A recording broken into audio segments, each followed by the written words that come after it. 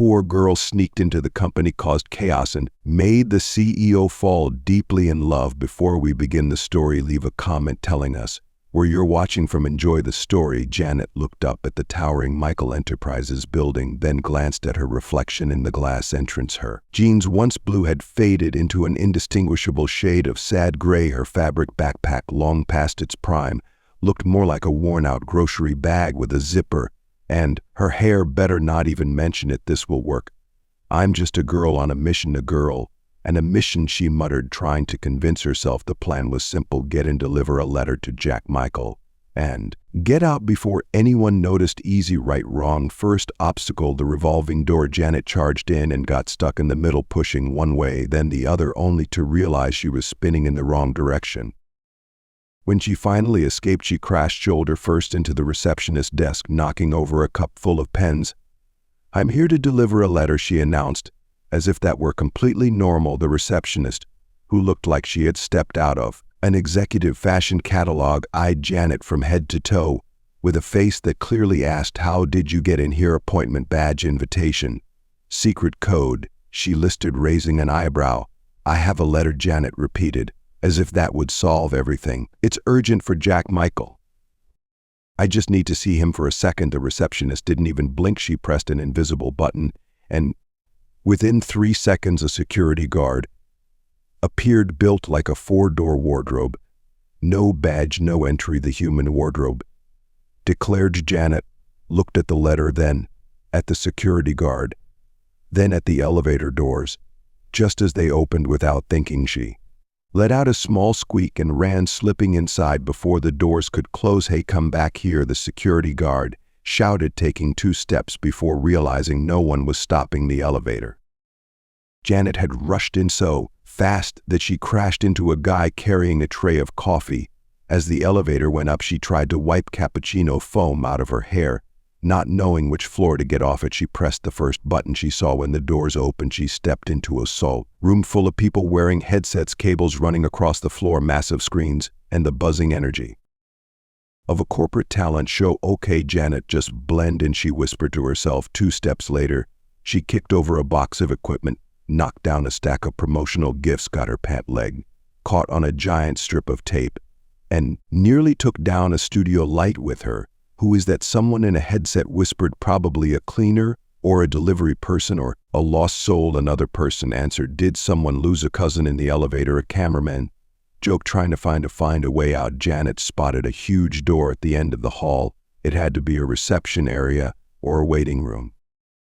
Without thinking, she walked in. It was Jack Michael's office, and of course she slipped on the expensive rug, bumped her hip on the desk, and landed on her knees right in front of him.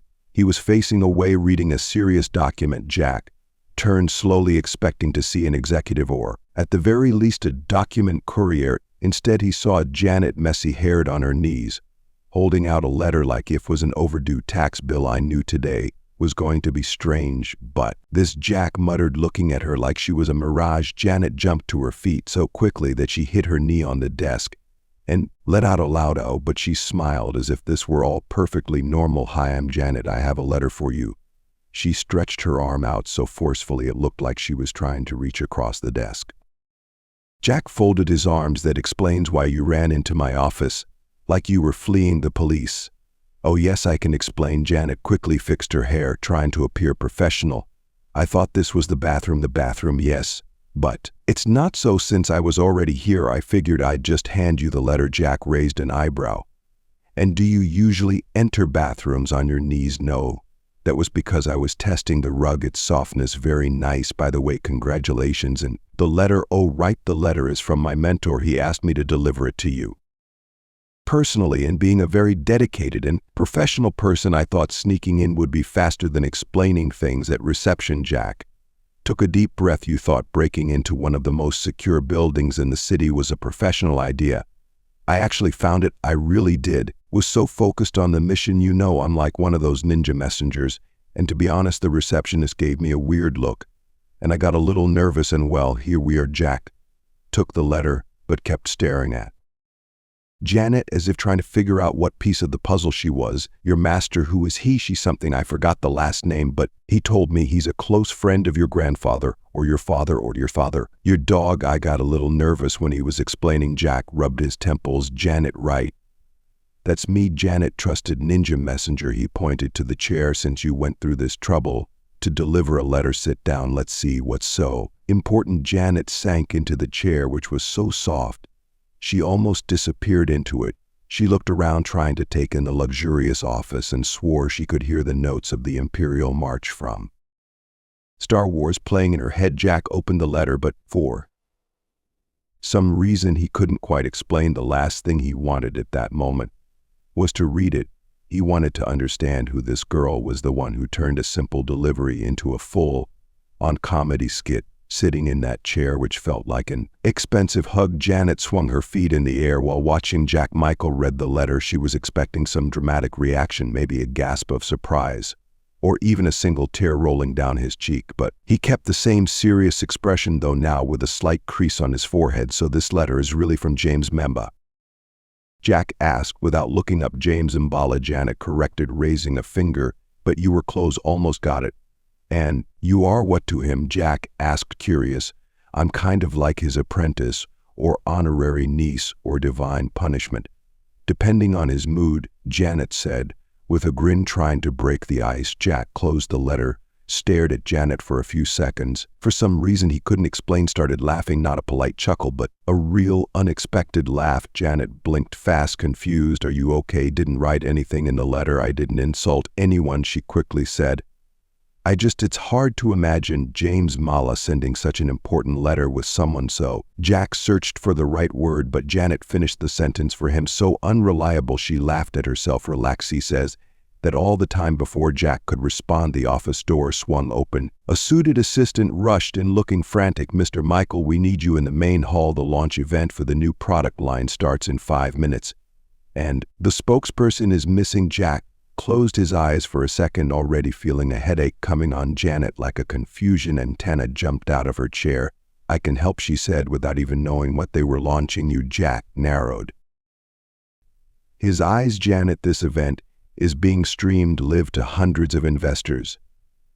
It's not your neighborhood talent show. Hey, I once hosted a charity bingo night in my neighborhood. I'm practically a pro, she said, hands on her hips, like a true star. Out of time and out of options, Jack gestured to the assistant. Take her. Anything is better than having no one up there. 5 minutes later, Janet stood backstage, surrounded by nervous staff, makeup artists rushing around, and a producer shouting into a microphone. Can someone explain what I have to do? Janet asked, while a makeup artist applied powder to her face with the subtlety of sanding a wall.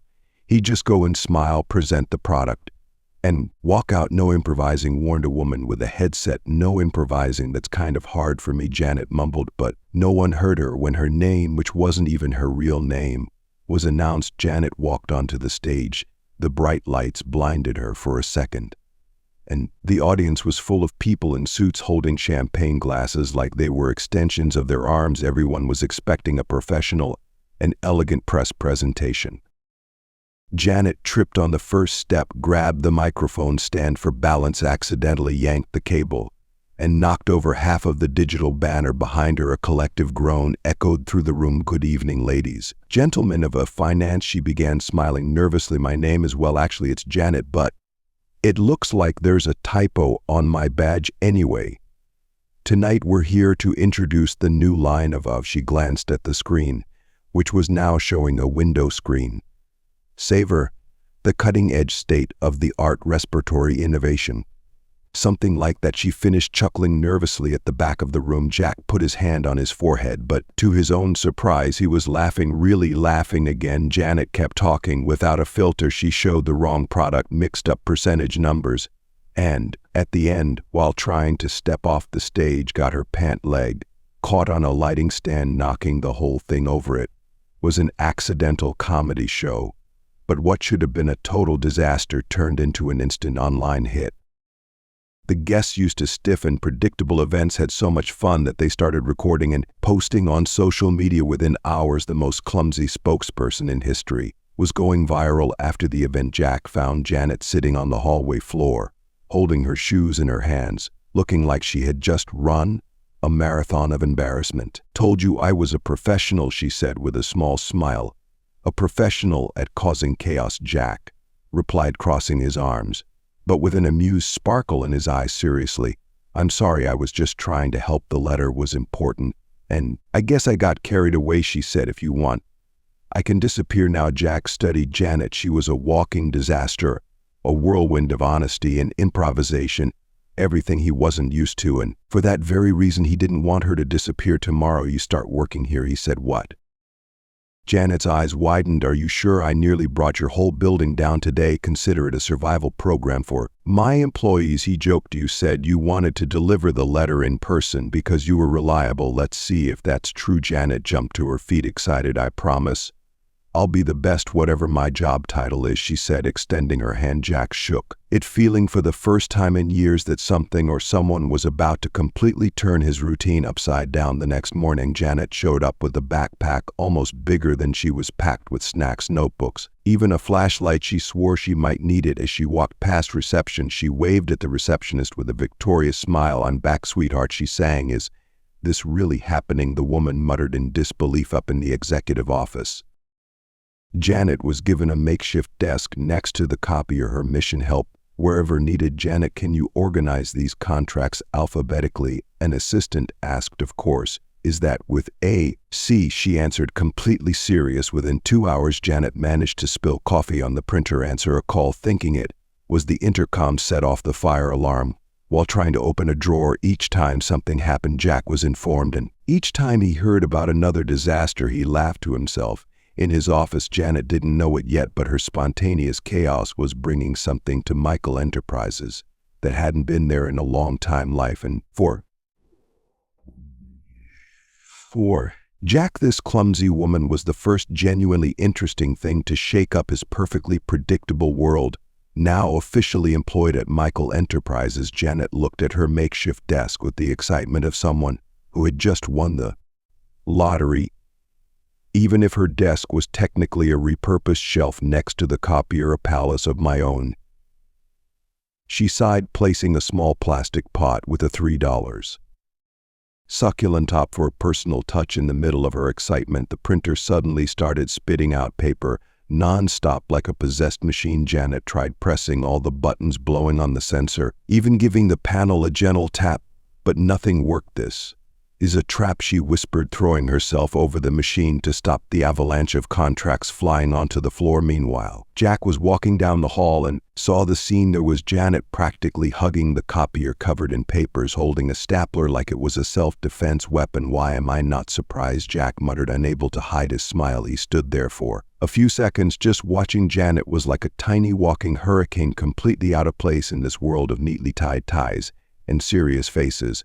And for some strange reason, watching her was becoming addictive. "Mr. Michael." Janet saw him and immediately tried to straighten up, but as she got up, her shoelace got caught on the copier and she fell flat on the floor like a sack of potatoes. Jack took a deep breath.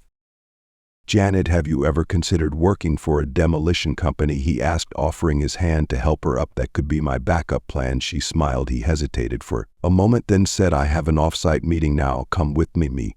"Why?" "Because apparently, if I leave you alone for more than 15 minutes, you might bring the whole building down." "I'd rather keep you under surveillance," he replied dryly. The truth was something else. Jack was starting to realize that he liked having her around. It didn't make sense, but it made a difference. Janet hopped into the luxury car, carrying her huge backpack, a small succulent pot on her lap. "The plant needs to breathe," she explained. When Jack gave the pot a curious look, the driver, impeccable in white gloves, tried not to react to the fact that he was transporting a passenger holding a plant and a lunchbox. "Is this meeting at some fancy restaurant?" Janet asked. "Something like that," Jack replied without going into details. A few minutes later, Janet found herself sitting at a table so elegant that she was afraid to breathe too hard and knock over some silverware. Jack was on the other side, looking at documents on his tablet, while the waiter handed her a menu in German. "That's a lot of vowels for such little food," Janet whispered, looking at the menu. "Is this a dish or a phone password?" Jack looked up. "You don't have to order anything fancy. Just pick whatever you like. Do they have grapes gourd? She asked, completely serious. Jack choked on his water. Probably not, that's fine. Adaptation is my middle name. Well, my third, my second is Disaster. Janet. Disaster adaptation. Sonia, nice to meet you. She extended her hand as if first time. Jack took her hand but just shook his head, smiling slightly. Why did you take this job? He suddenly asked. To be honest, she put the menu down. I just wanted to deliver the letter and go home. But then you hired me and, well, who am I to turn down a fancy job like this? Even after everything that happened, you almost ruined the company's event. Oh, but it was fun, she said. And look at that, you're smiling. Mission accomplished. Jack was quiet for a few seconds. She was right. He had been smiling more and more since Janet showed up. But it made no sense. He, known as the most serious and cold CEO in the city, was now laughing because of a girl who barely knew how to use a printer. And you, Janet continued, why are you so stiff? Jack raised an eyebrow. Yes, you walk straight, talk straight, even breathe straight. It's like someone hit the executive mode button. Forgot to turn it off. You laugh so little, I bet you charge a tax on laughter. Jack tried not to laugh, but failed. I guess I just got used to it, he replied. I could never. My life is a soap opera. If I walk too straight, I trip over my own emotions. Let's play a little game with those who only read the comments. Type burger in the comments. Only those who made it this far will understand. Now let's get back to the story. Dinner continued with unexpected questions and honest answers. Janet talked about her childhood in the village, about her mentor, about her failed attempts at normal jobs, including the time she accidentally fried a flip-flop, thinking it was a steak. Jack in turn spoke about the pressure of inheriting the family business, about growing up surrounded by expectations, and about how deep down he didn't even remember what his real dream was. What was it? Janet asked, leaning forward. I wanted to be a pianist, Jack said without thinking. Janet blinked, surprised. You, but you look like you were born wearing a tie. I know. He smiled slightly, but I guess everyone has a hidden side. Janet smiled back. I like this hidden side. Let's find it after dinner. Jack dropped Janet off at home, a small house lent by her mentor. Before going in, she turned around. Thanks for dinner, boss. Tomorrow I can bring grapes gourds for us to share. I'll pass, he replied, but Janet was sure she saw a hidden smile. The next day, Janet showed up at the office with a box of grapes gourds and a thermos full of tea. She walked into Jack's office without knocking. Formalities weren't really her thing. Milk is old news now. It's tea with grapes gourds, he announced, holding out the tray. Jack took a grapes gourds like someone accepting a challenge. He bit into it, chewed, and laughed. See, Janet cheered. I knew you liked living dangerously. Jack's phone rang, interrupting the moment he answered, and his expression turned serious. It's about the international partnership contract. Looks like the meeting got moved up. He sighed. Need to review this now. Janet picked up a thick folder from his desk, flipped through it, and widened her eyes. Wow, this looks like the label of a giant medicine bottle. Jack looked at her, then at the documents, then finally at the grapes gourds in his hand.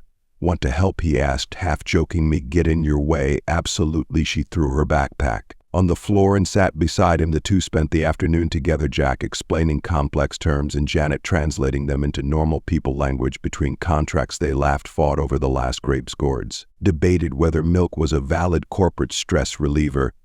And just like that, without realizing it, Jack started to enjoy Janet's presence more than he should. Meanwhile, in the company hallways, rumors were already flying. The clumsy girl who had barged into the company had become the topic of the day. Some thought she was a long-lost relative of Jack. Others suspected she was some kind of undercover spy. The only certainty was that no one had ever seen Jack Michael like this, laughing in the middle of the workday. And Janet, well, she was just being herself. No filters, no disguises, no fear of being the misplaced puzzle piece. And maybe that was exactly what Jack needed. The morning started like any other at Michael Enterprises, or almost. Janet arrived out of breath, dropping half the folder she was carrying, balancing a cup of passion fruit juice that wobbled as if it might explode, and greeting every person in the hallway as if they were childhood friends. Good morning, beautiful and successful people, she sang, ignoring the confused looks at her makeshift desk by the copier. Janet discovered someone had left an anonymous note stuck to her computer screen. Janet, you're the most talked about employee since that intern brought his mother to the corporate lunch. We're rooting for you or betting against you, depends on the department. Look at that, I'm famous. Janet grinned, pinning the note onto her Epic Moments board. before she could fully celebrate her meteoric rise. As the Queen of Chaos, the main elevator doors opened, and a woman walked onto the floor, as if stepping onto a red carpet, impeccable stilettos, perfectly styled hair, and a perfume so expensive you could smell it from 3 meters away. The hallways fell silent. It was her Sofia Rodriguez, Jack Michael's sex fiance, model, influencer, socialite, and owner of a drama history worthy of a primetime soap opera. Why is everyone so tense? Janet asked the intern next to her, who looked like he was holding his breath. She's back, he whispered, as if talking about an urban legend. Who the ghost? Janet blinked. The boss's ex-fiance, the intern answered with the energy of someone who knew the day's entertainment was secured. Janet followed everyone's gaze and saw Sofia marching straight toward Jack's office. No knocking, no announcing herself, no asking for permission. Because of course, who needs manners when you were once one step away from a millionaire wedding? Janet, being a professional-level busybody, grabbed her backpack and sneaked down the hallway, pretending to get coffee, just so she could eavesdrop near the door. Inside, Sofia tossed her designer purse onto the desk and crossed her arms. Jack, darling, I thought it would be polite for us to meet again, as two mature adults, she said, as if rehearsing for a courtroom drama. Jack sighed, not looking up from his computer. Sofia, we've already talked about this. Talked? You gave me a no and disappeared. That's not a conversation, that's running away. She shot back. Outside, Janet almost spilled her juice while trying to press her ear against the door. Nothing like top-tier gossip to start the workday right. I didn't disappear. I just moved on with my life. Jack finally looked up. And you should do the same, of course. Moving on just like you are with. Sofia paused for dramatic effect. That girl with the colorful backpack, who looks like she just walked out of summer camp. Jack raised an eyebrow. Janet. Janet. Sofia repeated the name like it was an insult. Seriously, Jack, you went from a magazine cover woman to an assist who trips over her own shadow. First, she's not my assistant. Second, my personal life is none of your business. Jack replied firmly. Oh, but of course it is. You think the press won't love to hear that the great Jack Michael is involved with someone completely outside his circle. Sofia smirked. I'm not involved with anyone, Jack said, but the sentence came out more defensive than he intended. Outside, Janet was holding back a nervous laugh. She wasn't sure if she should feel offended or invite Sofia to watch her live performance of clumsy moments later. As Janet attempted to organize me folders and promptly dropped half of them, Jack appeared next to her makeshift desk. We need to talk, he said. Janet swallowed hard. I swear I didn't touch the emergency button again. That was the wind. It's not about that. It's about Sofia, the ex, the one who looks like she belongs on the cover of an expensive perfume ad. I saw her come in and by chance I may have overheard parts of the conversation. But just by chance. Okay, I'm not a gossip, I'm just naturally curious. It's in my DNA, Janet blurted out without taking a breath. Jack rubbed his temple. She thinks there's something going on between us. Janet made a face. Something going on, you and me? That's a good one, she burst out laughing, slapping her own leg. I can barely figure out the coffee machine, let alone get involved with the CEO. Ton of stayed silent, just watching her laughing fit, until Janet finally noticed. Wait, are you offended? No, I didn't mean you're not dateable. It's just that you're like a penguin in a fancy suit and I'm a guinea fowl with a colorful backpack. We come from different worlds. That didn't help at all, Jack replied, though the corner of his mouth hinted at a smile. Throughout the week, Sofia showed up every single day with increasingly ridiculous excuses. First, to return a forgotten shirt, then to discuss an old contract. By the third day, she claimed she wanted to donate a vase to the office. Janet, noticing how persistent she was, decided to take a new approach. Every time Sofia appeared, Janet made up an important-sounding job title for herself. Janet, can you grab the sales reports? Jack asked, but with Sofia in the room, Janet responded loudly, of course, boss. I'll grab the reports, review the international contracts, and coordinate the investor meeting with the Arab partners. Just a moment. Sofia narrowed her eyes. The next day, Janet, can you take this to reception? Jack asked, and Janet, absolutely right. After I finish reviewing the quarterly financial statements, checking the export charts for the European market. Sofia turned red by Friday.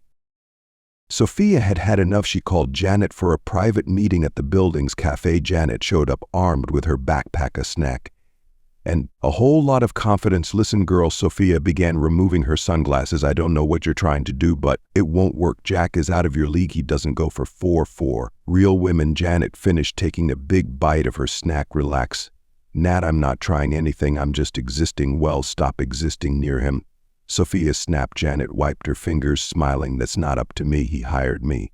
And if it makes you feel any better, I also thought I'd be fired on my second day. But look at that, still here, still standing, still enjoying my snack. Sophia stomped away. Janet returned to her makeshift desk with one certainty: this office would never be the same again. And Jack, well, the more Sophia tried to push Janet away, the more he realized he didn't want her to leave. Somehow the girl who tripped over cables and knocked over files was turning his world upside down. Strangely enough, he liked it that Monday Janet arrived, as if she were preparing for battle, in her backpack along with her usual snacks and her notebook of brilliant ideas. She brought a tray of homemade chocolates to build corporate alliances. It was a sophisticated strategy, or at least it was in her mind. Good morning, corporate world, she announced, handing out chocolates. Like the Easter bunny, the employees, already used to her antics, accepted the treats with a mix of gratitude, fear for whatever she might do next. Meanwhile, in the executive offices, Sophia wasn't feeling so sweet after her talk with Janet. She decided it was time to act. If Jack liked chaos, she'd give him a dose of carefully planned chaos, the kind that could ruin reputations. By mid-morning, Janet was called into Jack's office. She walked in as usual without knocking, her coat tangled in her backpack strap and knocking over the secretary's water cup on the way in. You called, boss? She smiled. Jack sighed at this point. It was almost endearing. We need to review these reports before this afternoon's meeting, he said, pointing to a pile of documents. Janet pulled up a chair beside him, but in her excitement she sat down so hard that one of the wheels slipped, sending her sliding backward like she was surfing on the carpet. I'm fine, she shouted, already scrambling back into position. Jack pinched the bridge of his nose, trying to suppress a laugh. How do you manage to turn every simple task into a comedy scene? Music, natural talent. She shrugged, grabbing the reports.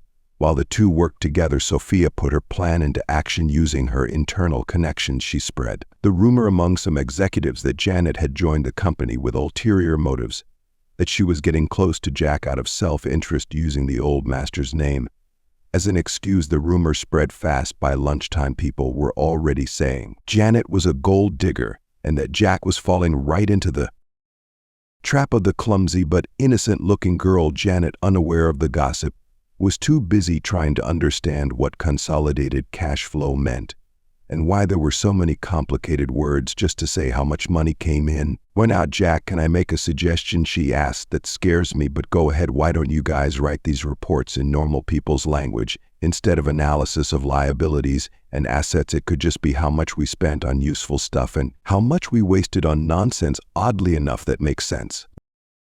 Jack admitted, amused. Their growing closeness was becoming more and more obvious. Jack, who used to stay locked in his office, now insisted on reviewing everything alongside Janet, even knowing she would turn every meeting into an improvising show. But as they grew closer, the walls around her were closing in. The next afternoon, Janet was called into the compliance department. A word she could barely pronounce. Janet Silva, correct? Asked a woman with square glasses and a serious look. That's me, employee of the month for tripping over things and champion of spilling coffee. We are investigating an anonymous complaint. The woman continued, ignoring the humor. Someone claimed that you used privileged information and personal connections to get your job with the intention of pursuing a relationship with the CEO. Janet blinked, confused. Excuse me, what? We have an email sent to the committee stating that your hiring was irregular and that there are signs of, let's say, romantic interests involved. Janet let out a nervous laugh. This has to be a joke. Look at me. I can barely operate the coffee machine, let alone manipulate a billionaire. The woman didn't laugh. We need you to fill out this form explaining your background and how you got this position. Janet took the paper and left the room, feeling her heartbeat in her ears. Who would do something like this? She muttered as she walked back to her desk. Jack found out about the complaint minutes later. By the time Janet entered his office to hand over the documents, was already waiting. Why didn't you tell me? He asked bluntly. I barely had time to process it. Janet dropped her bag on the floor. I thought it was some kind of HR prank, like a psychological endurance test. This isn't a joke. Someone is trying to take you down. Jack crossed his arms. I bet my entire stash of cheese puffs I know exactly who it is, Janet grumbled. Jack closed his eyes for a second. Sophia, bingo, Janet pointed at him. She's trying to turn me into the villain of this corporate soap opera. Jack stayed silent for a few seconds. A part of him knew Sophia was capable of anything, but another part of him knew that if he didn't step in, Janet wouldn't survive. The cutthroat office politics. Come with me, he said, grabbing his suit jacket. Where are we going to fix this the right way, Jack? And Janet stormed into a board meeting where Sophia was conveniently present. Janet walked in with confidence, but immediately tripped over the carpet, sleep caught by Jack at the last second. I've mastered the art of the dramatic entrance, she whispered. Jack faced the board members who received the complaint about Janet. He asked the compliance officer, raised her hand. I did great. Now I want to make it official right here. I was the one who hired Janet. No hidden agendas, no secret plans. I asked her to work here because she brings something no one else does: honesty and humanity. Janet, who had been nervously sipping water, choked. What? She coughed. That's right. Since you got here, you're the only person who talks to me like I'm a normal human being. That's rare around here. Tomas continued. The board members murmured among themselves. Sophia crossed her arms, her face burning with anger. And lastly, Jack looked straight at Sophia. If anyone here thinks they can use gossip to ruin an innocent employee's reputation, they are deeply mistaken. Janet gave Sophia a little wave, as if saying kisses after the meeting. Janet went back to his office. Janet collapsed onto the couch, exhausted. You defended me. That was kind of epic, she said. I just told the truth, Jack replied. Janet looked at him a little shy. And that about me being honest and human, was that a compliment or just a nice way of saying I'm a walking disaster? A little of both, he smiled. Janet threw a pillow at him. I'll take it. That night, Jack offered Janet a ride, but instead of dropping her off at home, he stopped at a busy park. What are we doing here? Janet asked. You said you wanted to help me remember who I am outside the office, so here we are. Janet pulled Jack toward a popcorn stand. I want to see the most bearded CEO in town buying popcorn with grated cheese, she challenged. Jack accepted. Between popcorn, cotton candy, and a paddleboat ride, the two of them forgot for a few hours about titles, gossip, and corporate chaos. It was there, under the park's simple lights, that Janet realized Jack Michael, the cold billionaire, was just a man who had never had the chance to be normal. And Jack realized Janet wasn't a storm to be controlled. She was exactly the kind of storm he needed to wake up, and maybe, just maybe, neither of them wanted to escape from it the next morning. Janet arrived at the office carrying a box so big it looked like she was moving, and the box was bigger than she was, and every step was a balancing act. Need some help? The security guard at the door asked. No thanks, just carrying my dignity and a few other things, Janet replied, already tripping over the reception rug and spilling everything onto the floor. Inside the box were a portable coffee maker, because she still didn't trust the office machine, a cheese bread-shaped pillow, and a small blue fan. The receptionist sighed, already used to the scene, and she continues her mission to turn the executive floor into a college dorm, she murmured while Janet decorated her desk with her pillow and fan. Sophia, on the other side of the building, was fine-tuning her new plan. If the rumor hadn't taken Janet down, she needed something bigger, something that would catch Janet off guard and leave Jack with no way out. Sophia didn't play to lose. At lunchtime, Jack invited Janet to eat out, except in his mind, eating out meant a restaurant with glass walls, waiters with German accents, and live piano music. Janet stepped inside and immediately felt out of place. The chairs looked like works of art. The glasses were so polished you could fix your hair in their reflection. And the water came with a floating slice of lemon, like a spa for cups I should have packed to lunch. Janet whispered. Relax, no one is judging you, Jack assured her. But Janet was already nervous. She tried to pull out her chair and ended up dropping her napkin on the floor. Then she attempted to order in German but mixed up words, accidentally asked for a roasted duck that tastes like a chair. It's impressive how you turn any lunch into entertainment, Jack said, amused. Janet laughed, but noticed that nearby tables were watching them with too much curiosity. Why does it feel like we're a spectacle? She asked. Jack looked around inside. Because we are. Ever since that rumor started, everyone wants to know who the mysterious girl is who supposedly won me over. Janet almost choked on her lemon water. Won you over? I haven't even won over my own cat. He only tolerates me because I feed him. Jack actually laughed. Relax. Let's just have lunch. The world can wait. While they ate, Nat Sophia made her final move. She convinced a journalist friend to catch Jack and Janet's lunch and turn it into a news story with a few twisted words and carefully chosen angles. The gossip site would publish cold CEO tamed by mysterious girl who is the new woman in Jack Michael's heart. Janet had no idea she was about to go viral again. That afternoon when they returned to the office, Janet found her face plastered on screens and phones everywhere. Employees whispered, exchanged links, and startled giggles.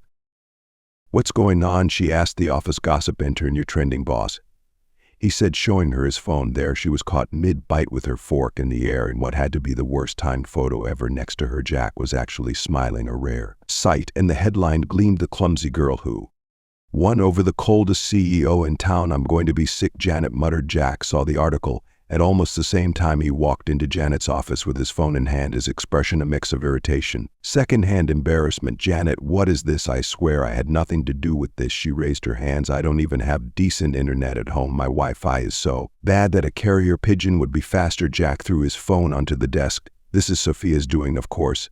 It is. She probably has an entire album called Foolproof Plans to Ruin Janet. And this is just volume 1. Janet muttered, rubbing her temples. I'm going to fix this, Jack said. But before he could leave, Janet grabbed his arm. Wait. If we try to deny it, people will think we're hiding something. You know how the internet is. The more you deny, the more they believe it. Jack looked at her. So, what do you suggest? Janet gave a mischievous smile. We do the opposite. We laugh about it. We act like it's the most ridiculous thing in the world. Because it is. Jack crossed his arms, intrigued. What do you mean? Give me your phone. Janet took his phone, opened the camera app, and snapped a selfie of the two of them making silly faces. I'm posting this on my profile, she explained with the caption, a cold CEO and his clumsy employee taking over your timeline with this delicious gossip. Jack looked skeptical at first, then chuckled. This might actually work. Trust me, boss. Janet winked. Within an hour, Janet's post went more viral than the original article. People loved her honesty, humor. Soon the public was rooting for this unlikely duo, even though they weren't actually a couple, at least not officially. By the end of the day, Jack and Janet stayed late reviewing documents. We trying to, since Janet dropped the stapler 3 times and accidentally turned an important report into a paper airplane. I've never seen anyone so dedicated to being a disaster. Jack commented, it's a gift. Janet replied, tossing a paper airplane that hit him right in the forehead. They laughed, and the laughter lingered longer than it should have. At some point, silence took over. Janet was too close. Jack was staring too much.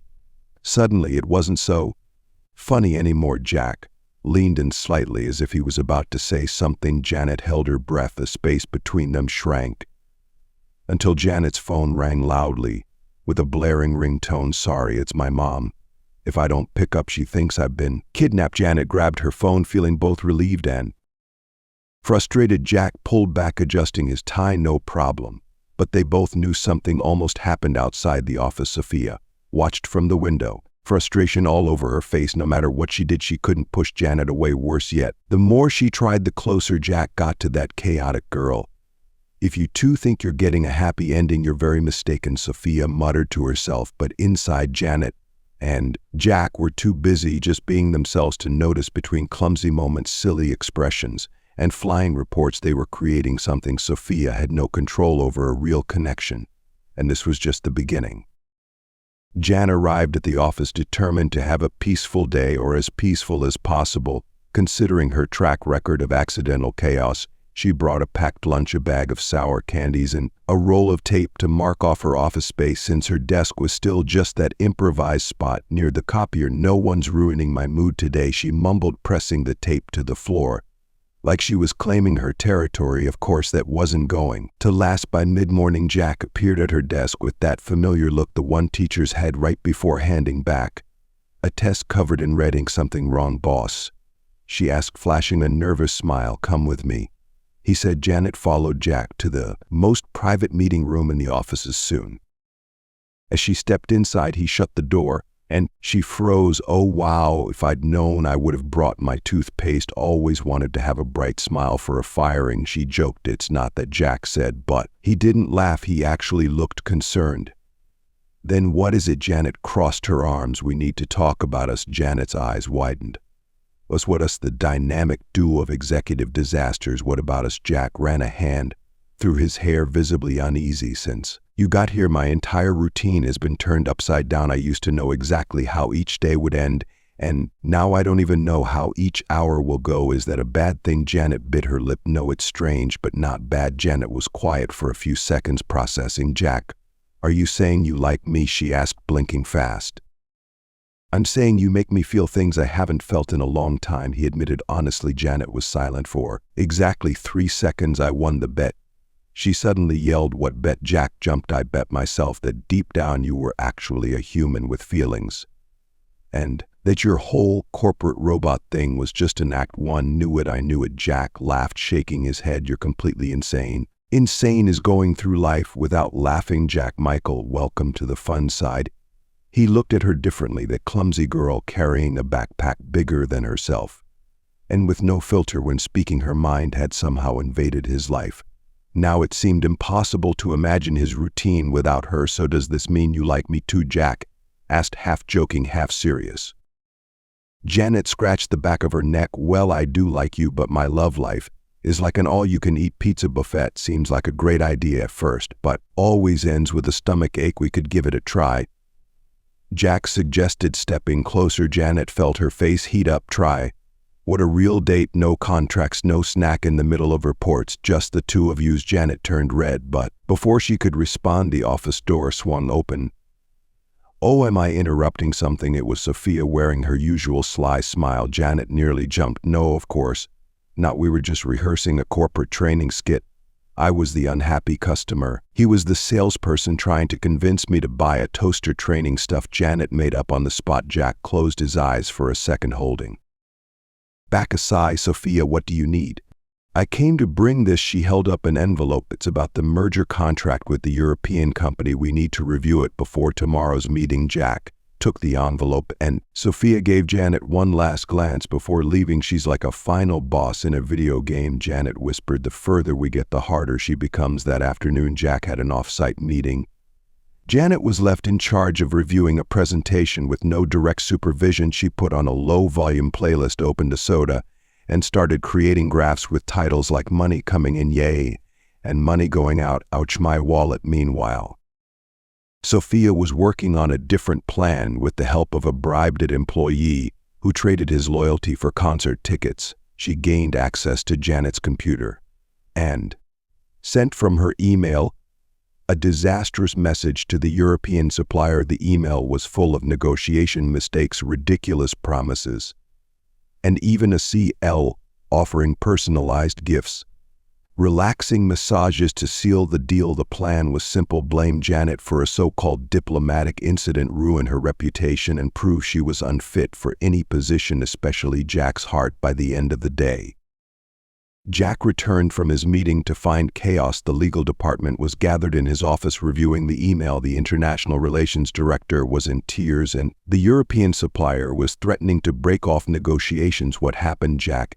asked Janet. Someone shouted she sent a completely inappropriate email to our biggest supplier. Jack frowned. That doesn't make sense. Janet barely knows how to format an email, let alone handle an international negotiation. Janet walked in, chewing gum and carrying a bag of cheese bread. Sensing the tense atmosphere, she swallowed hard. Oh, bad timing, she asked.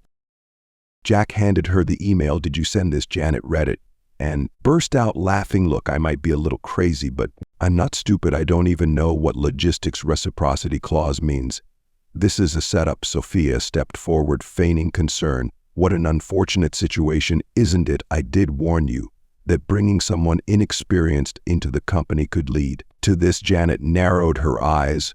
Oh, Nat, you've got some venom on your hands there. Jack looked from Janet to Sophia, and something clicked in his mind. He knew his fiancée's tactics all too well. Without another word, he picked up the phone and called the IT department. I want to know who accessed Janet's email today, he said. Minutes later, the answer came back. The access was from a remote computer, one registered to Sophia. Dear Sophia, Jack said, his voice dangerously calm. We have a problem, she tried to argue, but Jack didn't give her the chance. He asked her to leave the building immediately. Janet, watching everything unfold with the mix of shock and pride, couldn't help herself. Jack Michael taking down corporate villains with just one phone call. I applaud you, Sophia stormed out, but before leaving she threw out one last warning. This isn't over. At the end of the day, Janet and Jack went up to the office terrace for some fresh air. They sat side by side on the ground, sharing the bag of cheese bread. You defended me again, Janet said. And I'll keep defending you whenever needed, Jack replied. Janet smiled. You know, I thought you were just some stiff guy in a suit who didn't know how to smile, but you're actually nice, a little rigid, but nice. And I thought you were just a clumsy intruder, but you one of a kind. Jack looked at her in a way that made Janet forget how to choose. Silence fell between them, a comfortable silence. Until Janet turned to him.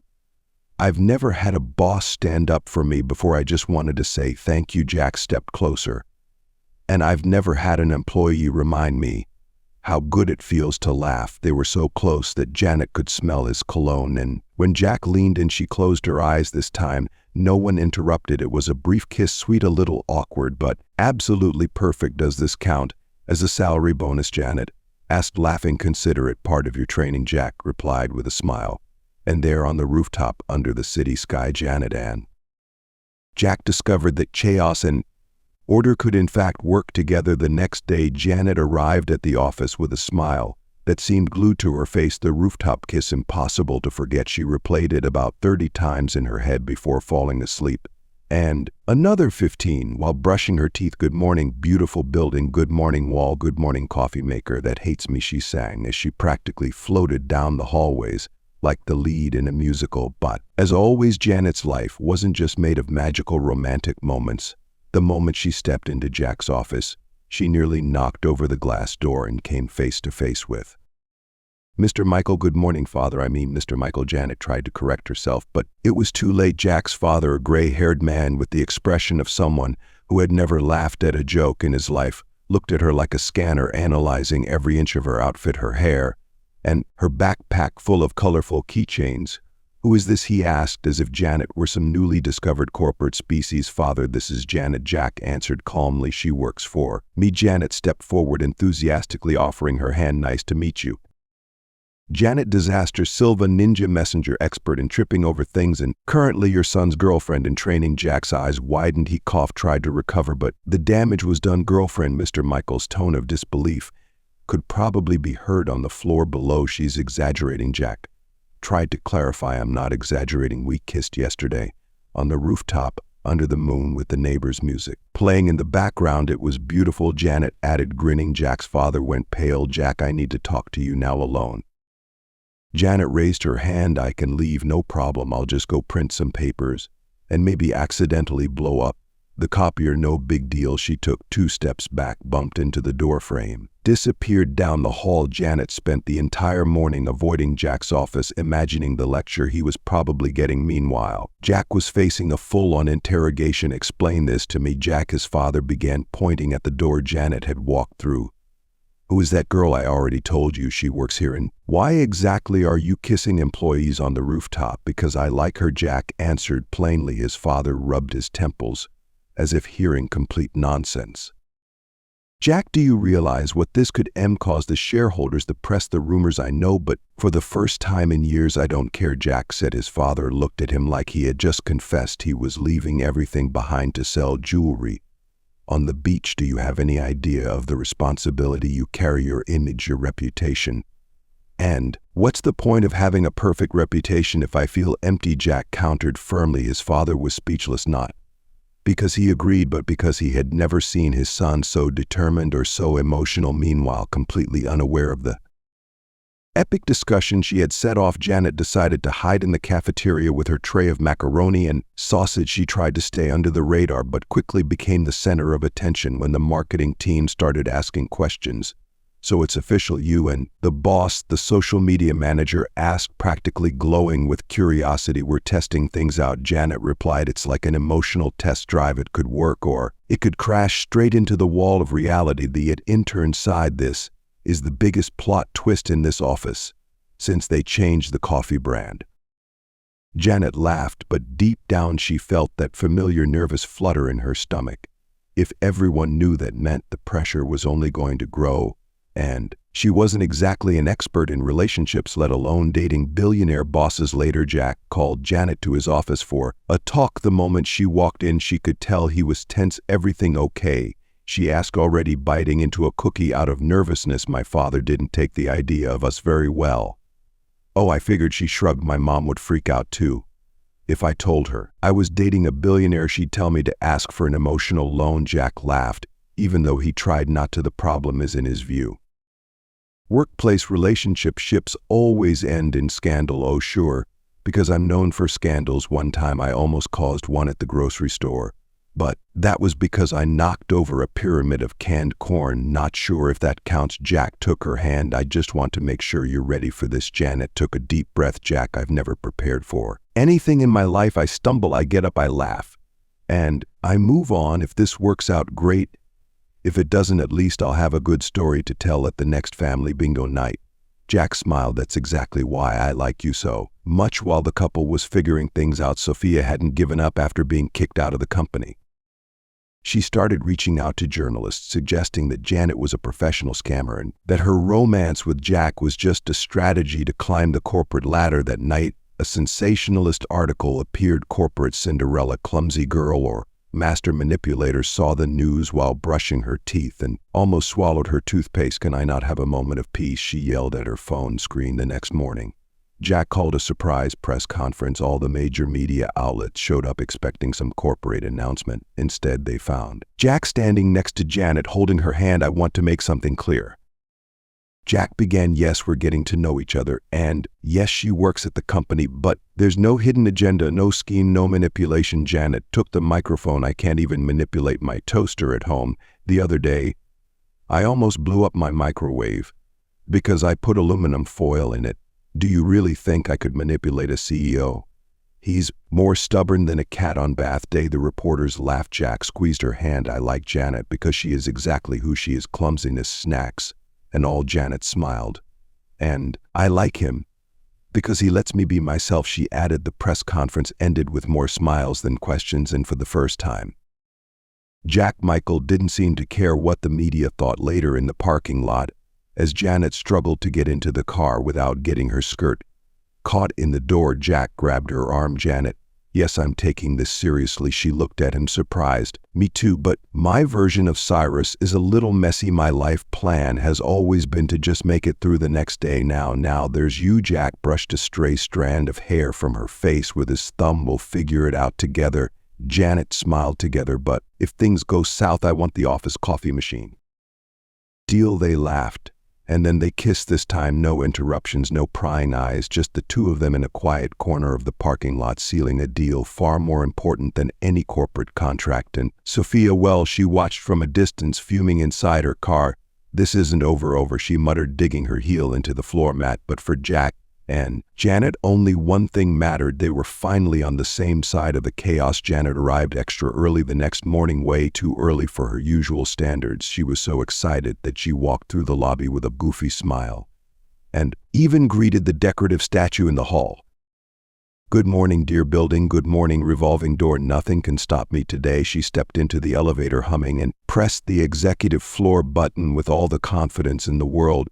But that confidence lasted exactly 3 seconds until she walked straight into Jack and his father, Mr. Michael, in the hallway. "Yoo-ho!" Janet froze mid-step, nearly tripping over her own foot. "I don't want to interrupt an important father-son billionaire meeting, so I'll just blend in over here behind this plant." She tried to hide behind a tiny decorative plant. "Janet, come in," Jack called. "Are you sure? I'm super busy with some really important tasks like color-coding paper clips and coming up with names for the office printers." Jack gave a small smile, but his expression was more serious than usual. Janet stepped inside and sad. The tension in the air was so thick it felt like someone had sprayed stress into the room like an air freshener. Here's the thing, Ton started. There's something you need to know. Oh no, I swear the cheese bread pillow I brought isn't contraband. It was a gift for my aunt. It's not about that. Jack took a deep breath. It's about my past and about Sophia. Janet sat on the armrest of the couch, already sensing this was going to be big. Oh right, the revenge. Barbie, go ahead, I'm ready. When Sophia and I got engaged, our marriage wasn't just about love. It was an agreement between families. My father and hers had a business merger contract that depended on our union. Janet's eyes widened. Wait, am I in a love triangle or a Turkish soap opera? I never truly loved Sophia, and she knew it, but our parents pushed us so hard that I ended up giving in until the day I realized I couldn't spend the rest of my life stuck in something like that. So you broke up with her? Janet finished his sentence on the day of the wedding rehearsal. Jack confirmed with no pride in his voice. Janet nearly choked on her own saliva. My God, you practically left her at the altar. I know it was cowardly. I should have ended it soon, but the truth is during the entire engagement I felt something was off. I just didn't know what until I met you. Janet was speechless for a few seconds. So she has a reason to hate me, huh? She joked. I'm the living symbol of the emotional freedom she never had. I just wanted you to know the whole story. I don't want you to hear it from someone else. Janet stayed quiet. It was a lot to process over breakfast, but deep down she knew Jack wasn't the kind of man who would hurt someone on purpose. And if life had taught her anything, it was that everyone has a messy past. Let's have some fun with those who only read the comments. Type Coca-Cola in the comments. Only those who made it this far will get it. Now, let's get back to the story. Okay, take a deep breath, Jack. I'm not running away. Just know that if someone tries to throw stale rice at me on the street because of this, I'll fight back with frozen cheese bread, she said with a small smile. Jack took her hand. You're crazy. And I love that, but the ghosts of the past aren't so easy to bury. Later that morning, an anonymous email was sent to the company's top shareholders with attachments. And who was in the photos? Jack and Sophia together at dinners, events, and intimate moments from their former engagement. The message suggested that Jack was just using Janet to clean up his public image, and that deep down he and Sophia still had business ties, maybe even more than that. The office atmosphere got tense. Janet, who was just trying to figure out how to use the coffee machine without causing a short circuit, noticed the stares. The whispers in the hallways grew louder. Did I become a meme again? She asked the marketing intern. Not exactly a meme, he replied, showing her the email. Janet read it and felt her stomach drop. It was like someone had poured a bucket of cold water over the happiness she had been feeling. Jack found out soon after he walked into her office, but Janet raised her hand. Before you say anything, I just have one question. Is this true? No, Sophia and I have no involvement, and I would never use you to fix my image, he said firmly.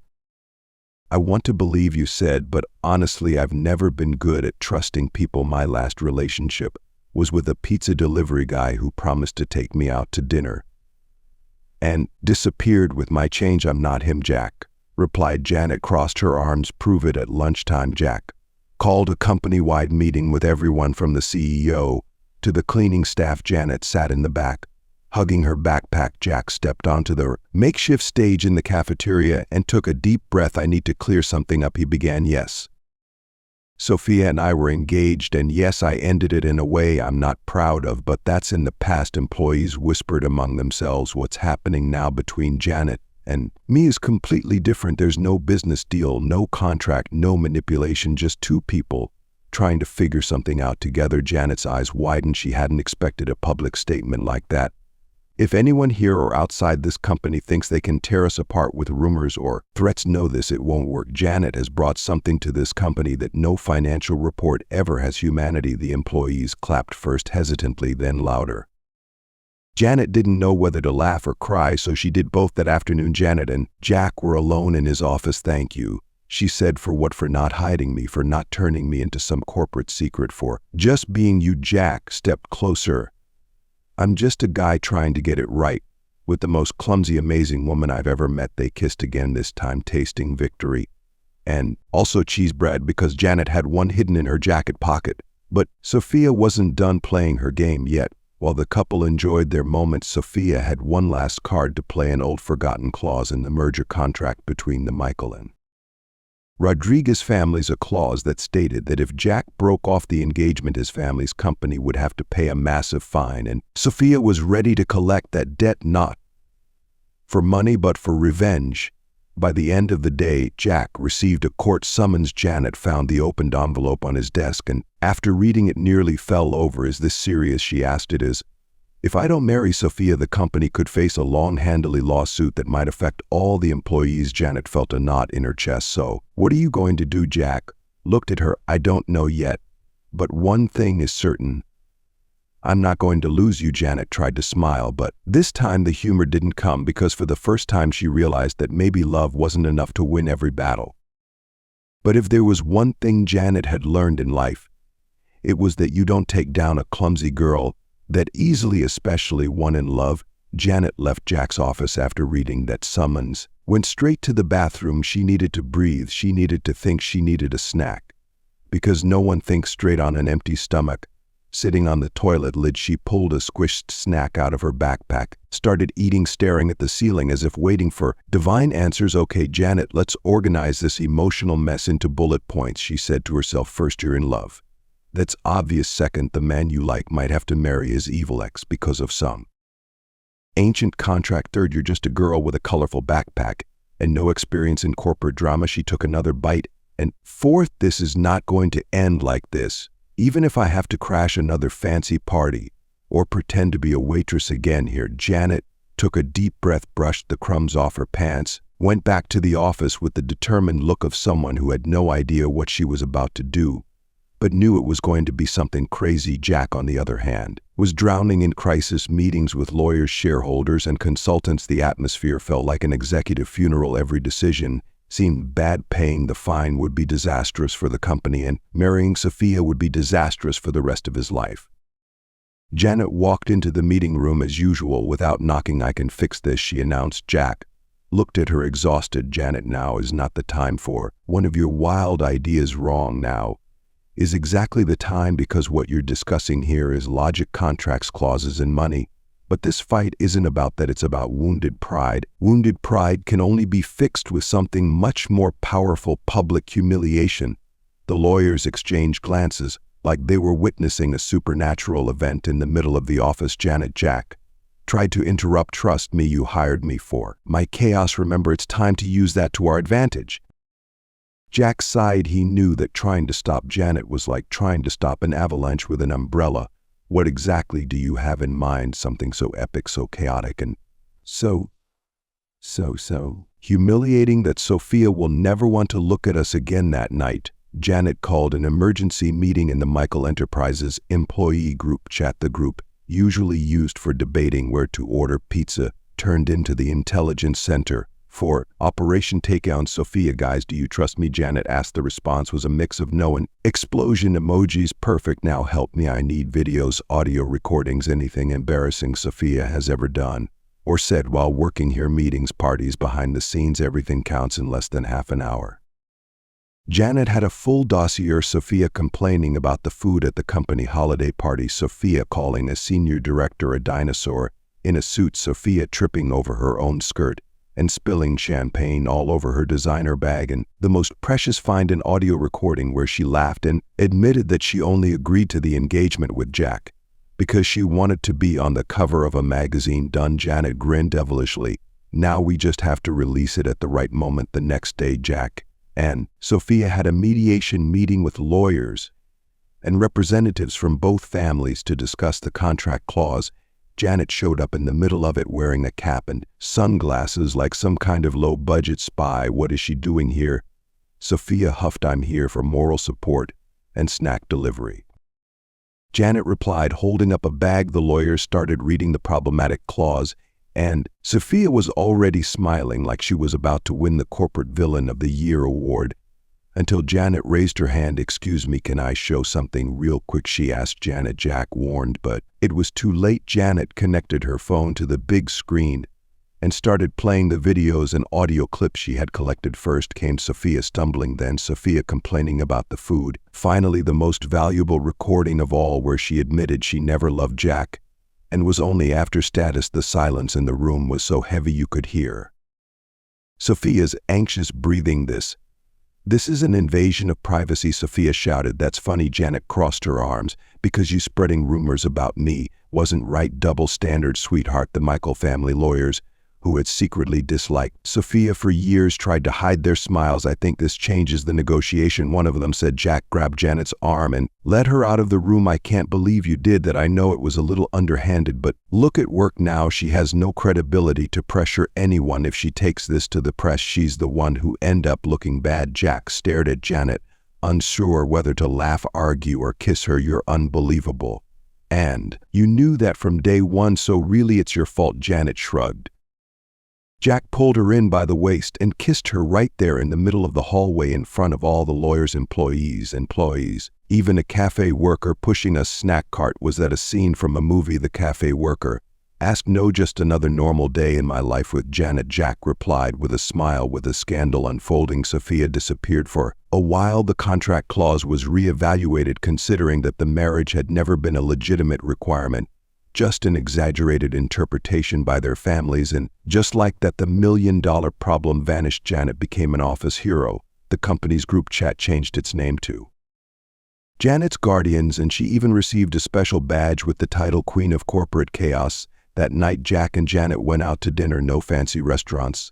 They chose a food truck selling pastries and sugar-cane juice. I still can't believe you solved a legal issue with gossip videos, Jack said, laughing. I told you I specialize in chaos. It's my signature move, Janet replied. Jack took her hand. So, what's your next brilliant plan? Janet thought for a second. Maybe moving in with you. I know it's soon, but yes, Jack answered before she could even finish. Really, just like that? Janet, after everything we've been through, do you really think I'd let you slip away? Janet smiled. All right, but on one condition. What is it? We get a hammock for the living room and a snack machine.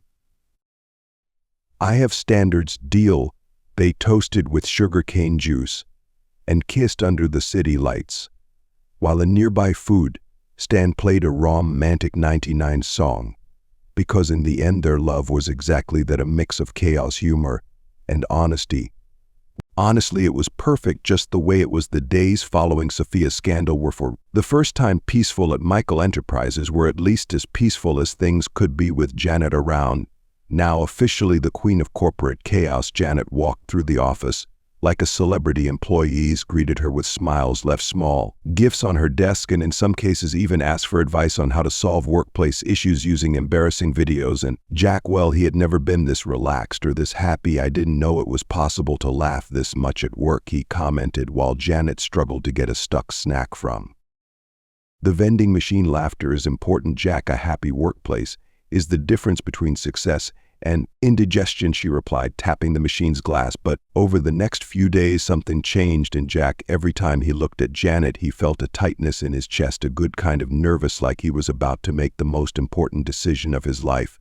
And this time it was entirely his choice. That's when he knew it was time to propose to Janet. But a regular proposal wouldn't do. That wasn't Janet's style. Jack spent 3 sleepless nights trying to come up with the perfect plan. He considered a fancy dinner, fireworks, a giant billboard message, but none of it felt right. Then he remembered something. One morning, Janet arrived at the office and found a trail of colorful sticky notes leading down the hallway. Each note had a little message for the girl who turned the conference room into a dance floor, for the employee who made the coffee station the official gossip hub, for the only person who knocked over 2 office lamps and still got promoted. Janet picked up each note, laughing, growing more curious with every step. The trail ended at Jack's office door. When she opened it, she gasped. The entire room was filled with snacks trays of her favorite treats, forming a giant heart on his desk. Is this a declaration of love, or an attempt to fatten me up so I can't run away? She asked, her eyes shining. Jack was wearing a suit but no tie. With that goofy smile only she could bring out of him. Both, he replied. Then he got down on one knee, right in the middle of the grapes gourds. Janet's eyes widened. You've got to be kidding. I've never been more serious. Janet, Leo, you came into my life like a clumsy hurricane, barged into my company, messed up my office, spilled half my coffee supply, and still managed to make me happier than I ever imagined. Janet already had tears in her eyes while eating another grapes gourd. You taught me that life doesn't have to be controlled, planned, and perfect all the time. Sometimes It's funny, chaotic, and full of grapes, gourds, crumbs on the floor. He opened a small box. Inside was a simple gold ring with a tiny colorful stone in the center. A stone Jack said matched Janet's backpack. Will you marry me? He asked. Nervous Janet jumped into the middle of the grapes, gourds, and hugged Jack so tight she almost knocked him over 1,000 times. Yes, but only if you promise there'll be more of these at the wedding deal. He laughed, kissing her. The wedding was planned in record time because Janet wanted something simple and fun. No red carpets or designer dresses. She wanted upbeat music, a 2-tier cake filled with grapes, gourds, and a dance floor where even Jack's great-aunt could try a few moves. The ceremony was outdoors in a garden filled with colorful lights, tables decorated with mixed flowers because Janet could never pick just one. Jack in a light-colored suit and a L-struck smile waited at the altar. Janet walked down the aisle to an acoustic version of a sanctuary song. Her special request: her dress was light with simple lace and a hen. She adjusted herself with hot glue because every seamstress in town already knew her reputation with sewing machines. But none of that mattered. What mattered was the way Jack looked at Janet, as if she were the most precious thing in the world, and the way Janet looked at him, as if she still couldn't believe she had won the heart of the sweet and Thai guy she once mistook for an office assistant. When the officiant asked if Janet took Jack as her husband, she grabbed the microphone. Before I say yes, I just want to say I never thought this would happen. I've always been the girl who misses the bus, spills ice cream on her own pants, and shows up late on her first day of work. But you looked at me like no one ever has, even when I fell to my knees in your office. She laughed. Even when I knocked over your company's banner, and even when I made you eat cold grapes, gourds. So yes, I do want to make a mess of your life every single day until we're old and fighting over the remote control. Jack chuckled and took the microphone. I want to say something too. Janet gestured for him to go ahead. I spent my whole life planning every step, every decision, every minute, until you came along and showed me that the best things in life happen when nothing goes as planned. I love you just the way you are, with grapes, gourds in your pocket, a colorful backpack, and all the clumsy moments still to come. So yes, I do want to laugh with you every day, even when life tries to knock us down. The guests applauded and cried, and then they kissed, a kiss full of funny, heartfelt, and wonderfully imperfect promises. The reception was a mix of romance and chaos. Janet kicked off the dance floor with a hot mashup, and Jack awkwardly tried to keep up. They cut the cake with a cheese bread spatula, a gift from an employee, and toasted with soda straight from the bottle. And at the end of the night, Janet took off her shoes, climbed onto a chair, and shouted, "Ladies and gentlemen, from this day forward, I officially declare this marriage." She slipped before finishing her sentence. Jack caught her midair, just like in a romantic comedy. "Our way," she finished, laughing. And that's how Janet and Jack's wedding ended. No perfection, no fuss, just a whole lot of joy, a whole lot of love, and of course a whole lot of grapes, gourds. What did you think of Jack and Janet's story? Leave your thoughts in the comments. On a scale of 0 to 10, what score would you give? Subscribe to the channel and turn on notifications to catch all our stories. And don't forget to check out more heartwarming African tales by Mub.